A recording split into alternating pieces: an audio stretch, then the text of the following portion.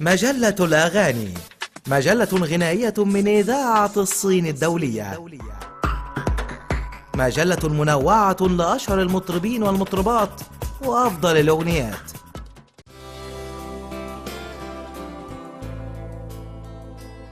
من جديد معكم مرة أخرى مستمعينا الكرام، مستمعي مجلة الأغاني والفقرة الخاصة لكل أغنية حكاية.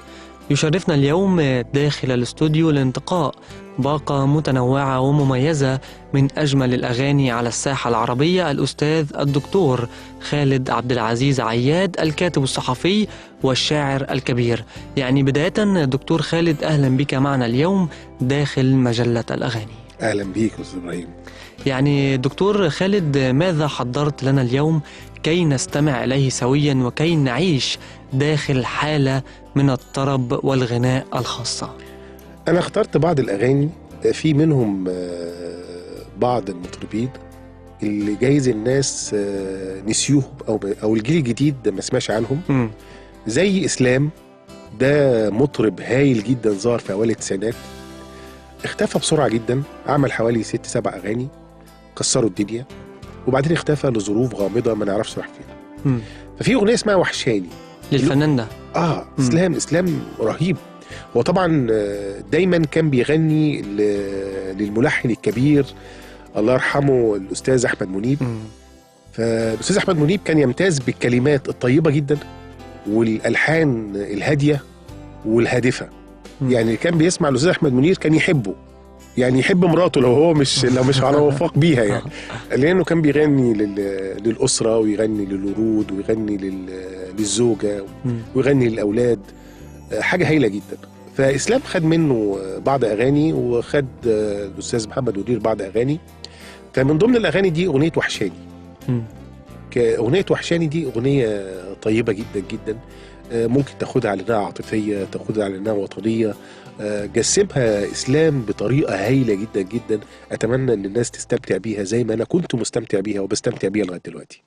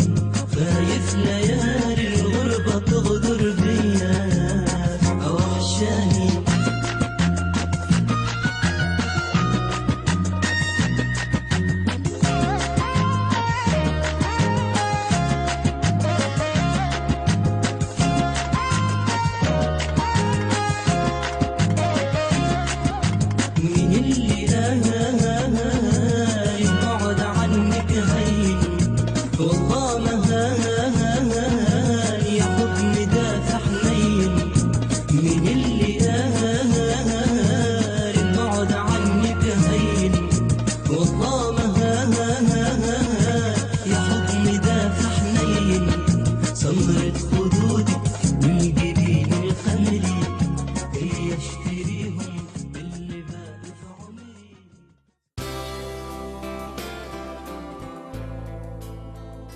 لا زلنا معكم مستمعينا الكرام، مستمعي مجلة الأغاني، داخل لكل أغنية حكاية.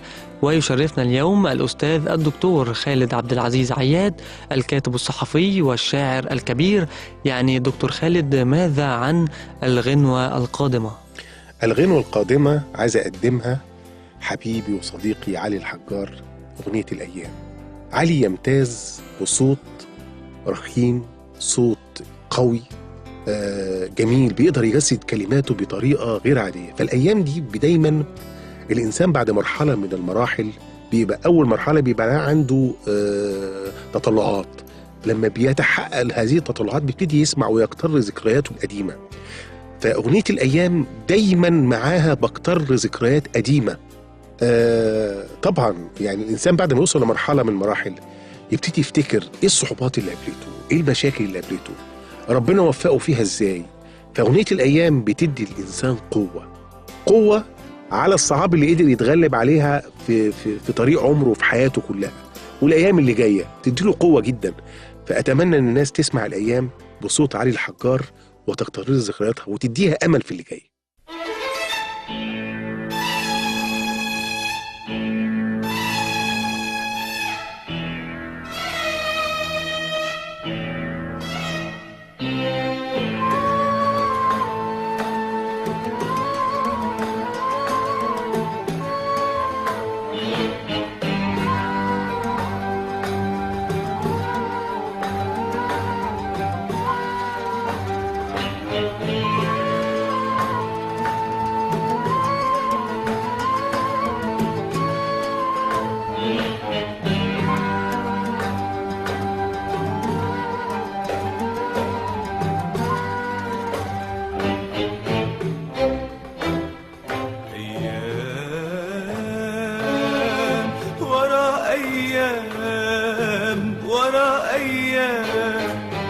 الجرح يهدى ولا الرجاء بينام، ماشي في طريق الشوك،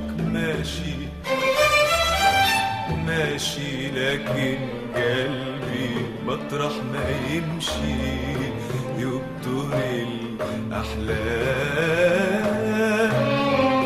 العتمة صوت والنور بيدور، وشل الفجارة في زمان النوح.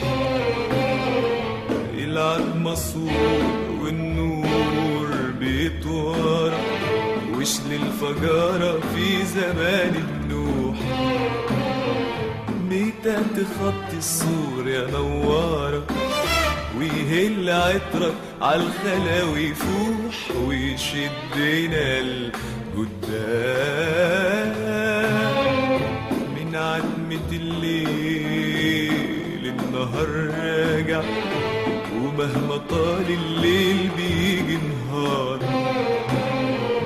من عتمة الليل النهار راجع، ومهما طال الليل بيجي نهار.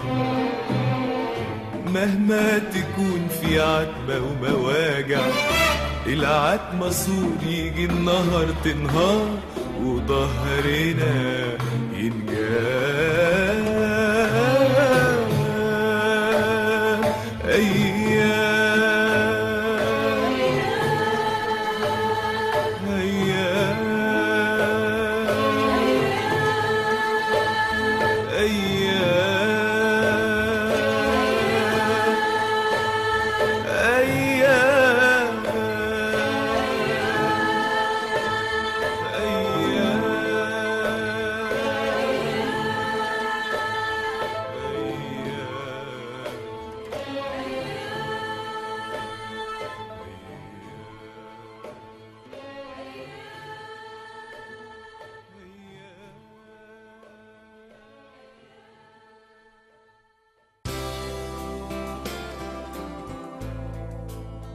عدنا إليكم من جديد مستمعينا الكرام، مستمعي مجلة الأغاني، لنستكمل سويا لكل أغنية حكاية مع الأستاذ الدكتور خالد عبد العزيز عياد، الكاتب الصحفي والشاعر الكبير. يعني دكتور، مجموعة مميزة من الأغنيات الجميلة التي استمتعنا بها سويا.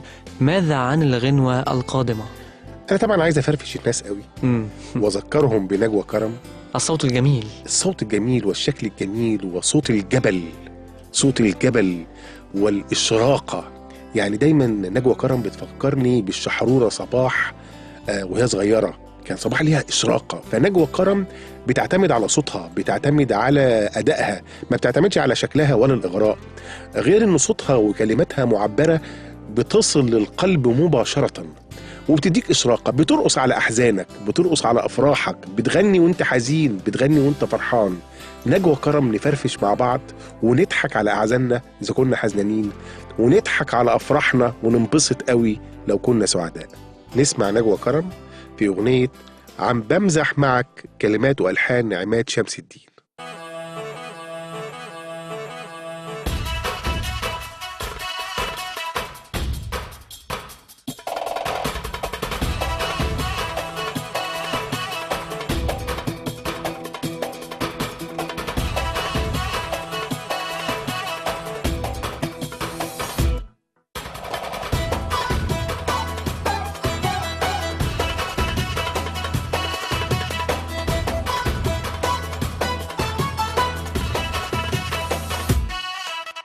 إلك بقلبك تلات أرباعه والربع الباقي ممنوع، بلكي تلات أرباعه ضاعوا، حقي بالباقي مشروع. يعني بدك يعني موت إذا مثلا فشل المشروع. شو صدقت معقول أنا عم بمزح معك، قلبي كله قرا، أنا عم بمزح معك،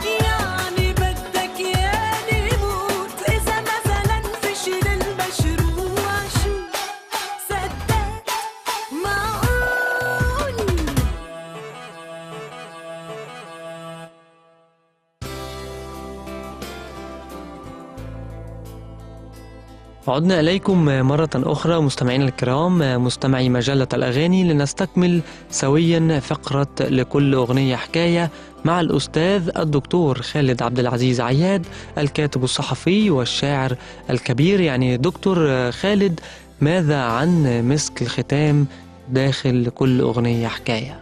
مسك الختام دايما يبقى محمد منير. محمد منير في أغنية جميلة قوي عملها هو أنوشكا، انتي بلاد طيبة. انتي بلاد طيبة دي احنا بنحب بلادنا قوي، انما بنحبها اكتر لما بنسمع الأغنية دي. واي حد بره بيسمع محمد منير وأنوشكا انتي بلاد طيبة بيعيط، بيبقى عايز يرجع. ولما بيرجع بيسمع الأغنية دي بيعيط اكتر، بيعرف قد ايه بلده جميلة جدا ومن اجمل بلاد العالم. انا بهدي الأغنية دي لأي حد قاعد بره عشان يعرف مصر قد ايه قوية، ويعني ايه انك عندك وطن قوي قصاد العالم. انتي بلاد طيبة، محمد منير وأنوشكا. نعم، يعني دكتور، قبل أن نستمع إلى هذه الغنوة الجميلة بنشكر حضرتك على هذه الإطلالة الرائعة داخل مجلة الأغاني وهذه الأغنيات المميزة. شكرا دكتور خالد عبد العزيز عياد. شكرا ليك.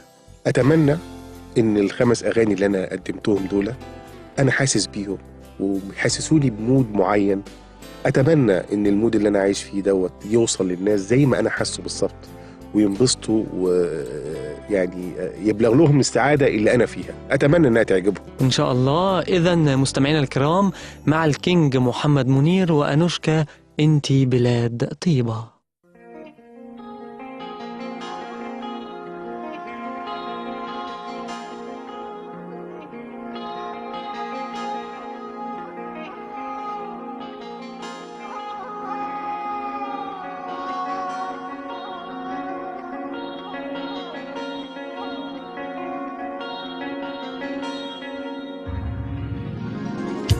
ده انتي بلاد طيبة وقريبة وحبيبة، ده انتي أمل وحنان وقت الخطر أمي بتحملي همي، حضنك دفا وأمان.